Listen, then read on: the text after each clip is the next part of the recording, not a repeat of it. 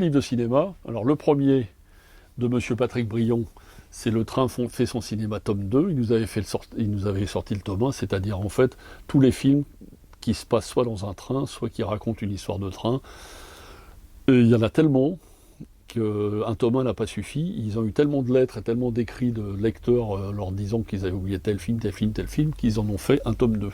Le Train fait son cinéma de Rive-Neuve, de Georges Dillalot, Patrick Brion, toujours raconté avec brio et avec le talent qu'on lui connaît.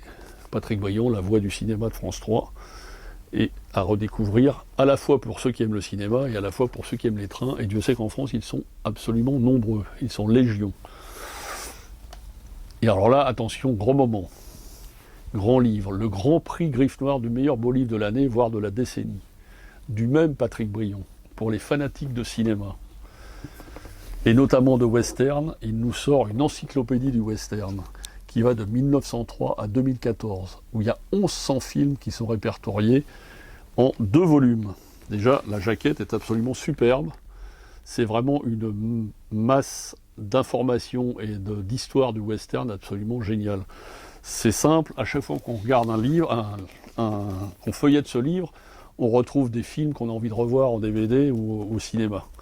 Et alors, il y a une iconographie absolument superbe, plein d'inédits, plein de photos de tournage, plein de photos de films qu'on n'a jamais vus.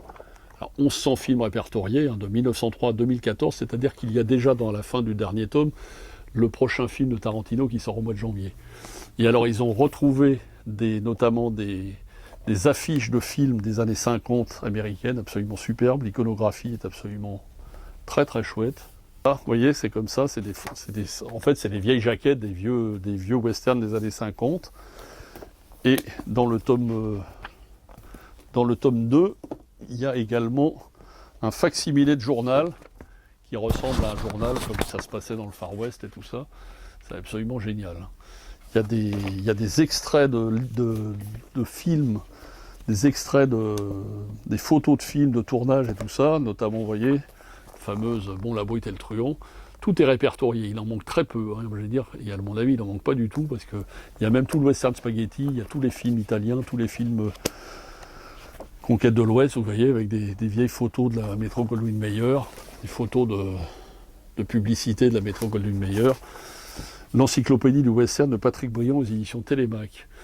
Alors dépêchez-vous parce que c'est un petit tirage, il y a un prix de souscription jusqu'à la fin du mois de janvier, et c'est une pure merveille pour tous ceux qui aiment le western. Le western étant un des genres préférés des Français en matière de cinéma, et avec pratiquement des ventes de DVD qui explosent tout le temps parce que les gens sont très férus de cinéma.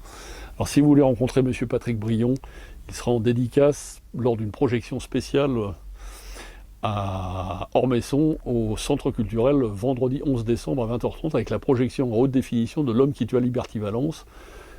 Et il vous fera un petit cours sur ce film avec une dédicace de son livre. Vraiment, dépêchez-vous parce qu'il n'y en aura pas pour tout le monde sous le sapin. Et Père Noël, dépêche-toi, mais attention, il est lourd le bouquin. Hein. C'est une pure merveille. C'est le Grand Prix Griffe Noire 2015 de beaux livres.